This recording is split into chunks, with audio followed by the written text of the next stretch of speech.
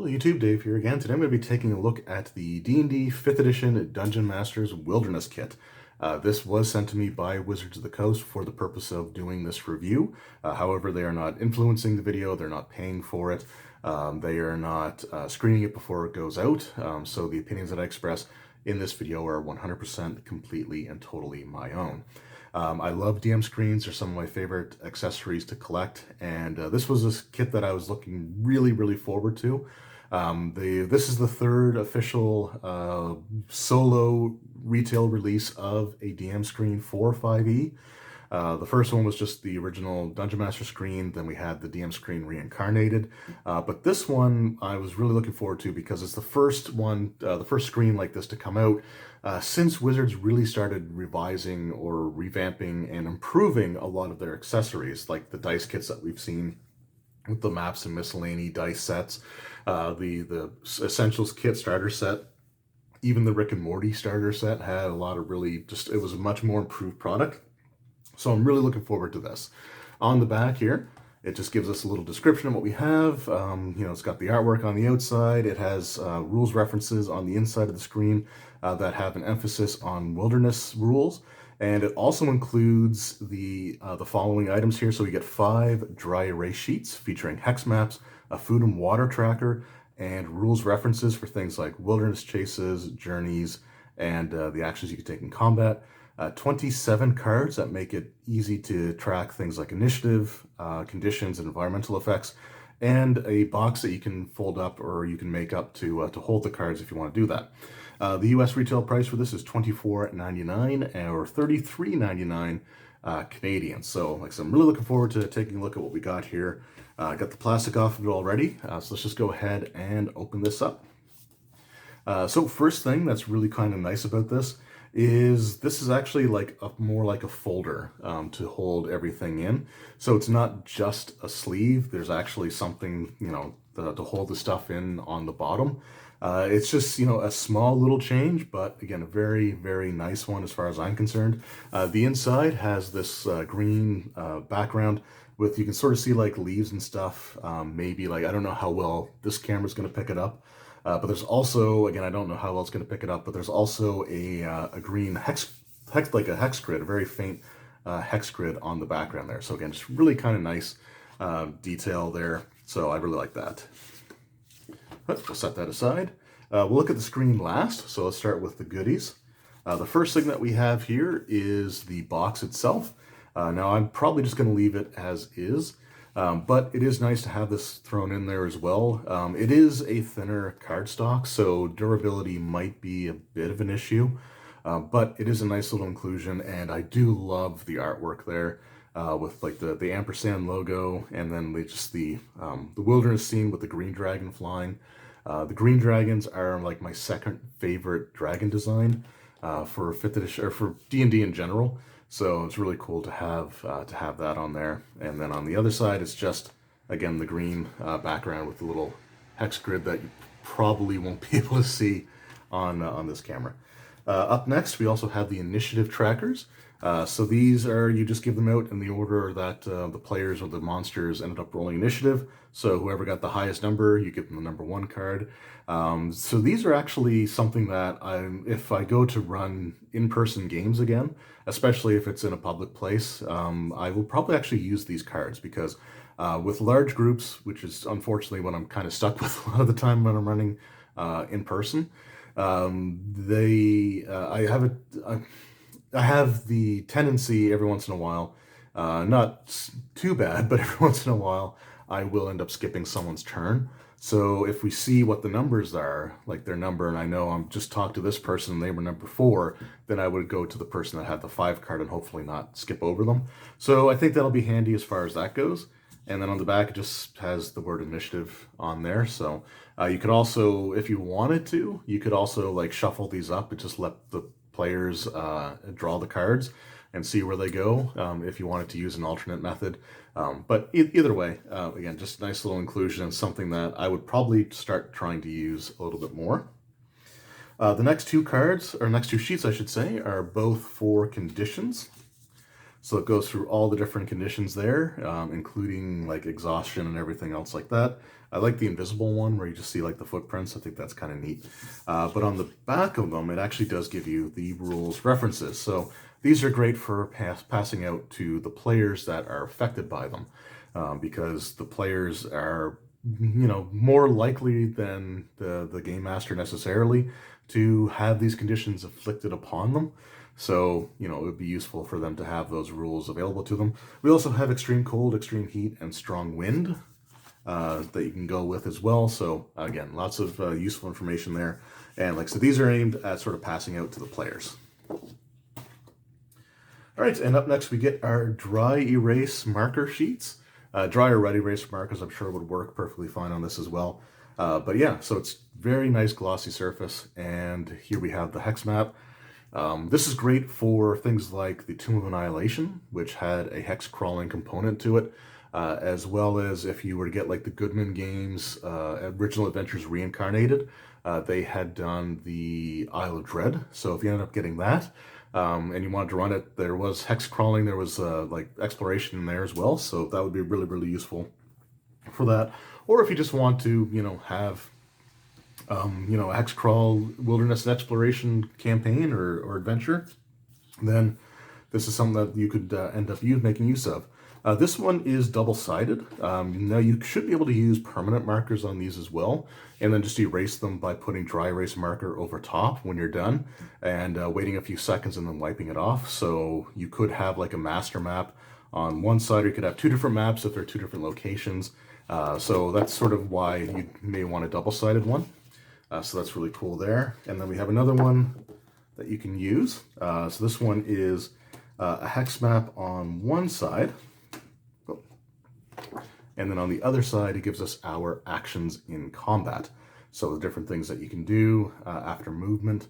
So you got like attack, cast spell, dash, dodge, disengage, help, hide, improvise, ready, search, use a magic item, use an object, and then some other things that you can do on your turn as well. So just a quick little rules reference that you can put on the back of this, but again, you can have like the players have their player map on one of those. So awesome stuff.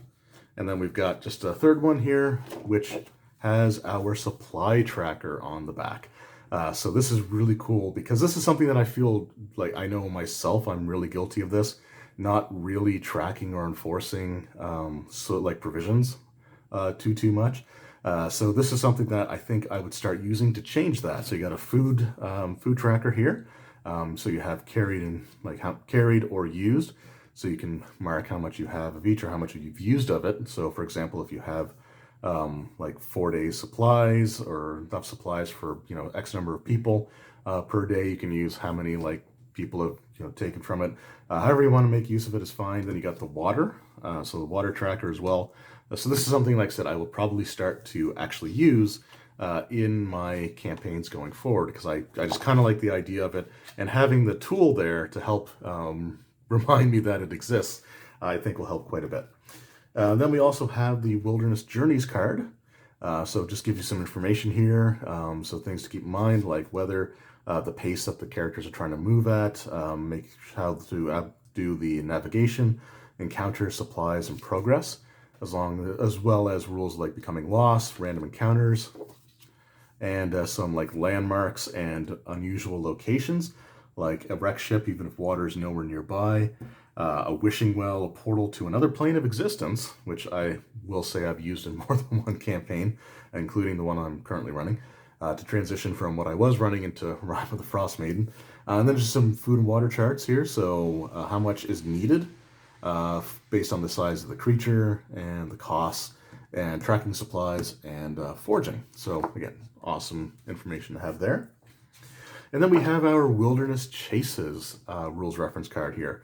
So if you wanted to do something along those lines, and I find that chases, if used right, can really add a sense of excitement, I guess, to a game, as long as you don't overdo them. Like if you don't have to have one every single adventure, but it is something for a nice change of pace. So this gives you all the information on how to run a chase, and as well as the complications that can come up, and just how to end a chase, different factors that could have, an individual escaping, splitting up, and maybe reversing the roles. So yeah, cool stuff there.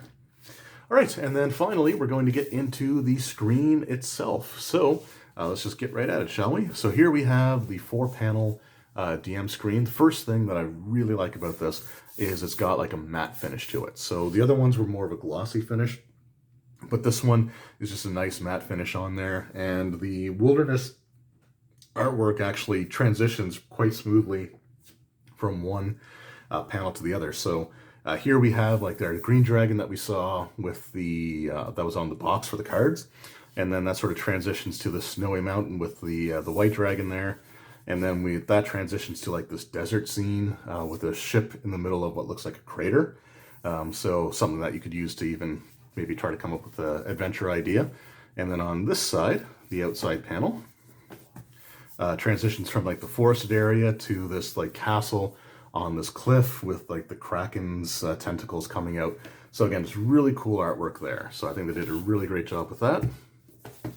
And then on the inside, we have information on setting DCs, tracking DCs, damage by level and severity, object hit points, armor class, and your skills and associated attributes. Long jump, high jump, suffocating, concentration. So again, just stuff that is useful to have, because even if you don't use it a lot, it seems to be like these are things that kind of come up, especially like the jumping distances or suffocation rules, that they could grind the game to a bit of a halt if you have to look them up. So having them on the screen is actually really handy. Then you have your exhaustion chart. Then we have our conditions, which are pretty standard fare for a lot of these screens. But it's something that's always useful to have. The cards, like I said, are best used for handing out to the players. But if the DM does need to know what these conditions do without having to crack the book, they're on the inside of the screen there. Then we have some information on weather, including some random tables you can roll on for the type of weather. So temperature, setting temperature, wind conditions, and precipitation, as well as rules for extreme cold, extreme heat, and the strong winds, which we also saw on the cards there. We have travel pace, which is, again, if you're running a wilderness campaign, very handy to have. Services, so maybe messengers, ship's passage, hiring a coach to drive you around, sort of thing. So yeah, really, again, something that if you're doing a lot of exploration stuff, really useful to have there. Encounter distance, so the different terrain and what a random encounter distance might be. Wilderness navigation, and then audible distance, which is, again, I really like to see that there. Rules for cover, light sources, obscured areas, and then we have visibility as well, so how far a range you can see things at, depending on so if it's clear day, no obstructions, or rain, fog, or from a height. So good stuff there. Vessel speeds, again, useful for traveling sequences. And then we have our food, drink, and lodging, and then foraging DCs if you want to try to forage for your own food. So overall, pretty cool stuff. So that is the D&D 5th edition Dungeon Master Screen Wilderness Kit. And overall, I'm really, again, sort of impressed and pleased to see the direction that these accessories are going in. I think Wizards of the Coast did an excellent job with just justifying, again, the price that you're paying for these accessories, which was always something with the screens in particular that I never really felt was fully justified. But just having these extras thrown in, I think they really sort of help that. It's nice quality. I love the dry erase ability with the hex grid or the tracker, the food tracker. The cards that can be, again, very, very handy. And, including a box that you can punch out and fold up and use to store those cards is something that feels just a little bit like above and beyond. They certainly didn't have to do it, but it's awesome that they did. And yeah, I think this is a really great product. This is the screen I will probably use in general going forward, unless I'm running something where I need a specific screen. Like if I was running a published adventure and I have the screen for it, I might use that. But this is, again, a really fantastic screen. Love the artwork, love the the matte feeling to it over the glossy screens that we had before. And I would highly recommend this. Like I said, I think it's an absolutely awesome product. I think they did a great job, again, with all the extras. So definitely check it out. You should be able to pick this up at your local game store. At the time that I'm recording this, it is set to actually release in a few days' time. So I'm recording this on November 12th. The official release date is November 17th, so if you're watching this before then, you may have to wait until that, but that would give you time to discuss with your local game store owner and see if they can put you down for one for when it does release, or if you're watching this afterwards, then it should be out and widely available. Anyway, thanks again to Wizards of the Coast for sending this out, and thank you, each and every one of you who have taken time out of your day to watch this video. It really means a lot to me. So again, thanks for everything, and I'll see you next time. Take care.